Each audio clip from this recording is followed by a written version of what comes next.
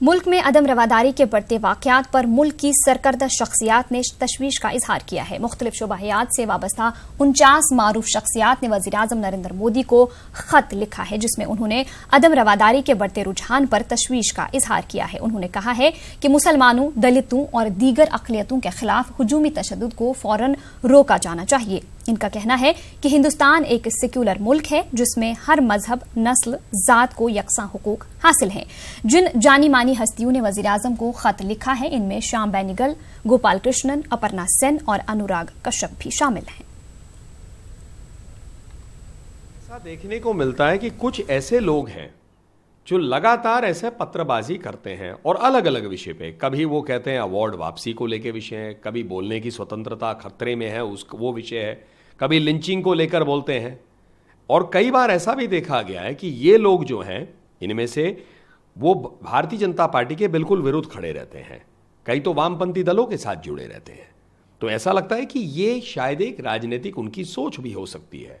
फिर बहुत दुर्भाग्यपूर्ण बात है कि ये क्राइम को कम्युनलाइज करते हैं, उसका सांप्रदायिककरण करते हैं। चाहे हिंदू हो, मुसलमान हो, बौद्ध हो, ईसाई हो, किसी भी धर्म का हो, यदि कुछ गलत काम उस पर होता है तो कानूनी प्रक्रिया उस पर लागू होगी, उस पर एक्शन होगा। और भाजपा की सरकारें हमेशा करती हैं। पर ऐसा ये लोग क्यों मानते हैं कि भारतीय जनता पार्टी की सरकार ऐसा नहीं करती है, कि भारतीय जनता पार्टी की सरकार शायद ऐसा इनको करवा रही है? मोदी जी देश के प्रधानमंत्री, उन्होंने हमेशा कहा है संविधान के आधार पर यह देश चल रहा है, और उन्होंने कहा है सबका साथ, सबका विकास, सबका विश्वास। सरकार उनकी है जिन्होंने वोट सरकार के लिए किया, सरकार उनकी भी तो है जिन्होंने सरकार के लिए वोट नहीं किया, मोदी जी कहते हैं। तो ऐसे लोग जो है क्राइम का या कोई गलत काम का सांप्रदायिककरण करना बंद कर दे। यदि एक धर्म का व्यक्ति उनको लगता है उस पर कुछ हुआ तो तुरंत एक चिट्ठी लिख देना, दूसरे धर्म का हो तो चुप बैठ जाना, ये करना उचित नहीं है। एक जानिब हुजूमी तशद्दुद के हवाले से मारूफ शख्सियात ने तशवीश का इजहार किया है, तो दूसरी जानिब वज़ारत दाखिला का दावा है कि मुल्क में फ़िरका वाराना तशद्दुद के वाक़यात में कमी आई है। वज़ीर ममलिकत दाखिला जी किशन रेड्डी ने इंटेलिजेंस की रिपोर्ट के हवाले से ऐवान को बताया कि 2013 में 823 वाक़यात हुए थे, जबकि 2018 में फ़िरका वाराना तशद्दुद के 708 वाक़यात दर्ज किए गए हैं। मैं बताना चाहता हूं, मेरे पास आईबी का रिकॉर्ड है। 2013 में 823 इंसिडेंट्स हुआ। अगर 2018 में लिए तो 708 हुआ है। ये डिक्रीज है, कम्युनल इंसिडेंट्स देश में डिक्रीज है, ये वास्तविकता है, इसमें कोई छुपाने का नहीं है। हम चाहते हैं ये कम्युनल इंसिडेंट भी हो, जो भी वायलेंस हो, जीरो टॉलरेंस रहना चाहिए, हमारा सरकार का ये इरादा है। इसलिए कम्युनल टेंशन हम बहुत कम करना चाहते हैं। उधर कांग्रेस लीडर गुलाम नबी आजाद ने जी किशन रेड्डी के दावे का जवाब देते हुए क्या कुछ कहा, आप भी सुनिए। माननीय मंत्री ने जवाब दिया अपने क्वेश्चन में, the incidents of criminal violence show declining trend ever since this government has come in 2014. Yes, I agree. The communal incidents have not taken place many. But I would like to say communal violence and communal incident कहीं एक जगह होता था, लेकिन communal atmosphere पूरी country में फैल गया। मसला कश्मीर के हवाले से मरकजी वजीर राजनाथ सिंह ने अहम बयान दिया है। उनका कहना है कि कश्मीर के मसले पर अमेरिका के सदर डोनाल्ड ट्रंप से किसी किस्म की बात नहीं हुई है। उन्होंने मजीद कहा कि मसला कश्मीर पर सालसी मुमकिन नहीं है, क्योंकि सालसी शिमला मुआहदे के खिलाफ है। कश्मीर के सवाल पर किसी की मध्यस्थता स्वीकार करने का कोई प्रश्न ही नहीं खड़ा होता, क्योंकि हम इस सच्चाई को जानते हैं कि यदि यह निश्चित रूप से शिमला समझौते की मंशा के सर्वथा विपरीत होगा, इसलिए किसी की मध्यस्थता को स्वीकार करने का कोई औचित्य नहीं। यह बात तो अपनी जगह पर है अध्यक्ष महोदय, लेकिन मैं यह भी स्पष्ट कर देना चाहता हूं, कश्मीर के सवाल पर हम इसलिए भी किसी की मध्यस्थता स्वीकार नहीं करेंगे क्योंकि हमारे यह राष्ट्रीय स्वाभिमान का प्रश्न है। अध्यक्ष महोदय, हम सब कुछ स्वीकार कर सकते हैं, हम सब चीज से समझौता कर सकते हैं, लेकिन किसी भी सूरत में अपने राष्ट्रीय स्वाभिमान पर के साथ समझौता नहीं कर सकते। और अध्यक्ष महोदय, मैं यह भी स्पष्ट कर देना चाहता हूं, पाकिस्तान के साथ यदि बात होगी केवल कश्मीर पर बात नहीं होगी, पाक अधिकृत जम्मू कश्मीर पर भी बात होगी। अध्यक्ष महोदय, यह भी मैं 2 शब्दों में स्पष्ट करना चाहता हूं। बहुत बहुत धन्यवाद। उधर मरकजी वजीर गिरिराज सिंह ने ट्वीट करके राहुल गांधी पर सख्त हमला किया है। उन्होंने कहा है कि राहुल गांधी पाकिस्तान के वजीर आजम इमरान खान के चीयर्स लीडर की तरह सलूक कर रहे हैं। उन्होंने मजीद कहा कि कांग्रेस मुल्क पर भरोसा रखे क्योंकि मुल्क के तई आपकी वफादारी नहीं है लेकिन पाकिस्तान के तई वफादारी नजर आ रही है। करते हैं केंद्रीय मंत्री गिरिराज सिंह से। सर, कांग्रेस समेत तमाम विपक्षी दलों की तरफ से डिमांड की जा रही है कि प्रधानमंत्री सदन के भीतर बयान दे जो डोनाल्ड ट्रंप के बयान से जो कंट्रोवर्सी पैदा हुई है उसको लेकर। मुझे लगता है देश में विपक्ष को, राहुल गांधी को, मुझे याद है कि डोकलाम में सीमा पे विवाद हुआ था चाइना के साथ, तो उस समय के तत्कालीन विदेश मंत्री से संपर्क करने के बजाय विदेश मंत्रालय से राहुल गांधी गए थे चाइना के एम्बेसडर के पास। ये मानसिकता बताता है कि देश के प्रति समर्पण के बजाय उस समय चाइना के बातों पर ज्यादा भरोसा। आज देश के विदेश मंत्री ने जो वक्तव्य दिया उस पर भरोसा नहीं, उनको भरोसा है वो जो फेक चल रहा है इमरान खान का, उस पर भरोसा। इमरान खान जानते हैं कि नेहरू देश के अब प्रधानमंत्री नेहरू टाइप के लोग नहीं हैं, अभी नरेंद्र मोदी प्रधानमंत्री हैं। अब कश्मीर में रेफरेंडम की बात कौन कहे?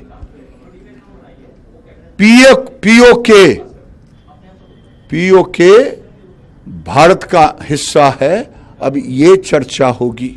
ये जो बार बार एक और सवाल है सर, अगर बात करें जो सवाल हो रहा है इनकी तरफ से, राहुल गांधी की तरफ से, जो उन्होंने ट्वीट किया, उन्होंने भी सवाल खड़ा किया, तो कांग्रेस के लोगों से क्या कहना चाहें इस मुद्दे पर?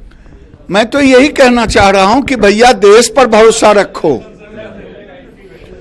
जब चाइना में सीमा पर डोकलाम में होता है तो आप चाइना की बात विदेश मंत्रालय से बात करने के बजाय चाइनीज एम्बेसी से करते हो। पाकिस्तान कश्मीर की बात रेफरेंडम का करता है पाकिस्तान, तो पाकिस्तान की बात पे यकीन करते हो, और सदन के अंदर जब विदेश मंत्री बात करता है, ये देश के प्रति लॉयलिटी नहीं है बल्कि आपकी लॉयलिटी तो लग रहा है पाकिस्तान के प्रति। बहुत धन्यवाद। तो ये थे केंद्रीय मंत्री गिरिराज सिंह। कैमरामैन अंकित के साथ अमितेश, न्यूज 18 दिल्ली। कर्नाटक में कांग्रेस जेडीएस की हुकूमत गिरने पर कांग्रेस के सीनियर लीडर प्रमोद तिवारी ने कहा है कि कर्नाटक में बीजेपी ने जानवरों की तरह मंडी लगाई थी। कल का दिन जमहूरियत के लिए काला दिन था। प्रमोद तिवारी से बात की हमारी नुमाइंदा रंजीता झा ने। कांग्रेस के वरिष्ठ नेता प्रमोद तिवारी हमारे साथ है बात करने के लिए। सर, कर्नाटक में आपकी सरकार चली गई, कल विश्वास मत आप हासिल नहीं कर पाए, अब बीजेपी की सरकार बनेगी, नए मुख्यमंत्री होंगे, लेकिन सवाल बीजेपी आप पर उठा रही है कि विधायकों को भी बचा नहीं पाई कांग्रेस।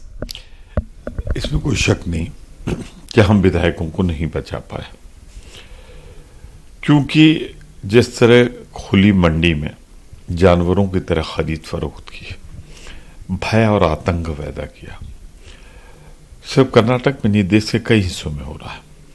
होटलों में बंद कर दिया उनको, पुलिस लगा दी गई महाराष्ट्र सरकार की, उनके दल के नेताओं से उनको नहीं मिलने दिया गया, उनके परिवारजनों से नहीं मिलने दिया गया, आप मीडिया से नहीं मिलने दिया गया, सिर्फ 2-1 लोग आते रहे, बाकी 14-15 लोग अंदर ही रहे।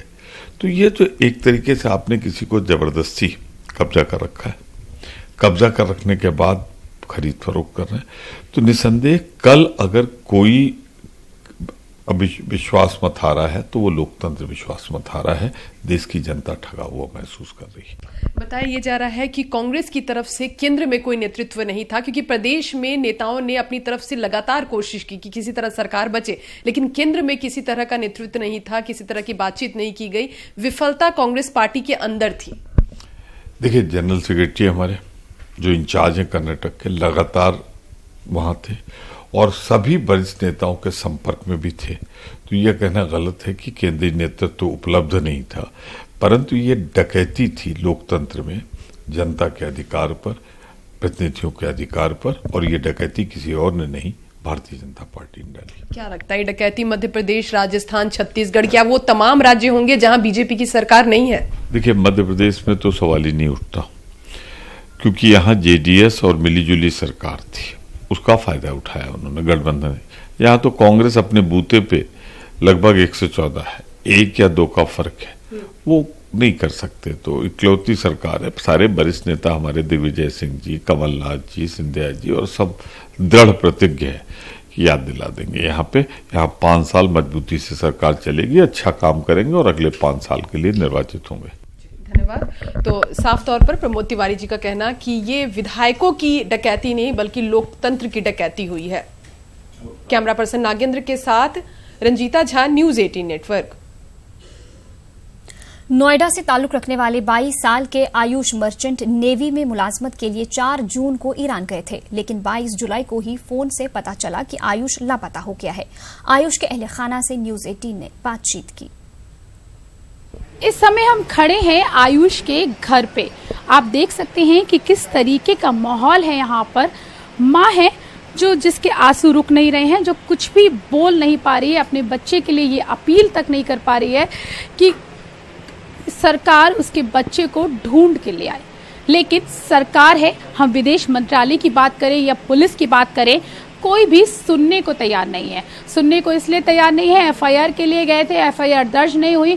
विदेश मंत्रालय गए थे, विदेश मंत्रालय में इन्होंने अपील की कि हमारे बच्चे को ढूंढ के ले आइए, हमारे भाई को ढूंढ के ले आइए, लेकिन किसी की तरफ से कोई भी हम कहते हैं कि जवाब यहाँ पे किसी की तरफ से कोई भी पुख्ता जवाब नहीं मिला है। न्यूज़ 18 ये सवाल उठा रहा है कि आखिर 9 दिन से बच्चा गायब है। अभी तक बच्चे की, आयुष की, जो 22 साल का है, मर्चेंट नेवी में नौकरी के लिए गया था, अभी तक उसकी कोई खोज खबर क्यों नहीं आई? क्यों उसके बारे में कोई पुख्ता जानकारी नहीं मिल पा रही है? क्यों पुलिस एफआईआर दर्ज नहीं कर रही है? क्यों जिस एजेंसी ने उसको वहां भेजा था, उसको अभी तक पुलिस ने उसकी एजेंसी की गिरफ्तारी, अरेस्टिंग क्यों नहीं की गई है? क्यों उन लोगों को बुला के यहाँ पे अभी तक पूछताछ नहीं की गई है? हमारे साथ उसकी बहन और उसकी माँ दोनों लोग मौजूद हैं, बात करने की कोशिश करेंगे। जानते हैं हम इस समय बात करना मुश्किल होगा, लेकिन फिर भी हम कोशिश करेंगे कि वो अपना जो बात है वो लोगों तक पहुंचा सके, सरकार तक पहुंचा सकें, जिससे सरकार की शायद ये देखकर आंखें जरूर खुल जाएं। ये बताइए, क्या कहेंगी आप? बहन है आपकी, कब से भाई गायब है और क्या हुआ था? 1 वीक हो गया उससे वो गायब है, और बस अभी पूरे हेल्पलेस हैं हम लोग, और सिर्फ रिक्वेस्ट कर सकते हैं गवर्नमेंट से कि वो कुछ हेल्प करें, because it's been so long. और बहुत मुश्किल होता है, मेरे लिए तो बहुत ज़्यादा मुश्किल है अपने मम्मी पापा को संभालना। सो मेरी अपील है उनसे कि वो कुछ करें। हो सकते हैं आपको जिम्मेदारियां आप पर आ गई हैं। ये बताइए, भाई है आपका, पुलिस पे गए थे, क्या कहा पुलिस वालों ने आपको? अरेस्टिंग हुई है? जिन्होंने उसको भेजा था उसको गिरफ्तार करके पूछताछ की उन्होंने? मैम, अभी अरेस्टिंग जैसा कुछ नहीं हुआ है। उस बंदे को बुलाया था, उसे काफी देर बिठा के रखा था, पर जैसे लीगल एक एफआईआर होता है। आप उनकी कार्रवाई से? नहीं है, वो बंदा मुंह पे मना कर रहा है। वो 4-5 घंटे थाने में बैठ के गया। उस बंदे के अंदर डर नहीं है। सेक्टर 15 वाला, नोएडा वाला, वो बोल रहा है मैं नहीं आ सकता हूँ। जो दिल्ली वाला है वो भी नहीं आ रहा है, और हमारी पुलिस को इतना नहीं हो रहा है कि उनके घर से उनको उठा के ला सके। सुना आपने ये? आंटी, हम आपके दुख में आपके साथ हैं। हम चाहेंगे कुछ आप सरकार से कुछ कहना चाहेंगी अपने बच्चे के लिए, जिस तरीके से सरकार ये ढुलमुल रवैया जो अपना रही है आपके बच्चे को ढूंढने के लिए? मुझे मेरा बेटा चाहिए बस। आपने किसी से कहा अभी कि कोई कंप्लेन की होगी? लास्ट टाइम आपके बेटे से कब बात हुई थी? 12 तारीख को। क्या कहा था उसने? वो परेशान था, नहीं बोल पाया, वो कुछ परेशान था। तो क्या बात करने में उसने कुछ आप लोगों को बोला कि उसके साथ कुछ इस तरीके का कोई हादसा हो सकता है? हादसा नहीं, लेकिन वो बहुत प्रेशर में था जिससे उसने कुछ बोल नहीं पाया। वो तो क्या लगता है आंटी कि क्या हुआ होगा उसके साथ? बेटे कैसे बोलूं? बस आपको आपका बेटा चाहिए कि सरकार? मुझे अपना बेटा चाहिए बस। सुना आपने, ये एक माँ का दर्द है। वो सिर्फ इतना चाहती है कि सरकार का जो भी सिस्टम है, जिस तरीके से भी कार्रवाई होती है, चाहे पुलिस हो चाहे जो भी हो, उसको सिर्फ उसका बेटा ला दीजिए, उसका बेटा उसको मिल जाए। आपकी जो भी कार्रवाई है, जो भी कार्रवाई है जिस तरीके से भी हो वो पूरी हो जल्द से जल्द और उस मां को उसका बेटा मिल जाए। कैमरा पर्सन अपू पाठक के साथ प्रीति श्रीवास्तव, न्यूज़ 18 दिल्ली।